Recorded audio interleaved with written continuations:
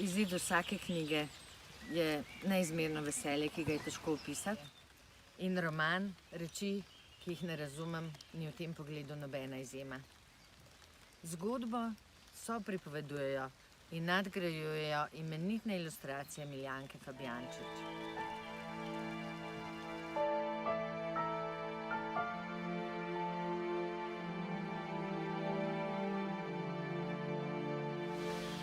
Naslov se nanaša na reči, ki jih ne razume pripovedovalec Oti. Na reči, ki se zdijo odraslim samoumevne, otrokom pa povzročajo neizmerno gorje. Zato knjigo priporočam ne samo otrokom od 9. do 13-14 leta, ampak tudi odraslim do 99. in čez. Max je tekel spredaj, Alina pa za njim.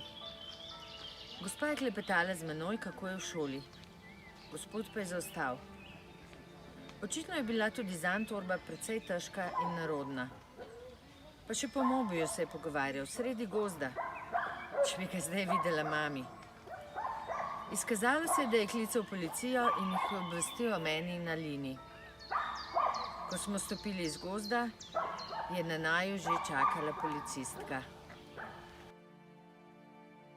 Jaz sem sicer že malo starejši kot od 9 do 13, ampak moram reči, da so tudi meni knjige od moje mamice zelo zanimive in da jih vedno z veseljem preberem, tako da tudi za odrasle, ja.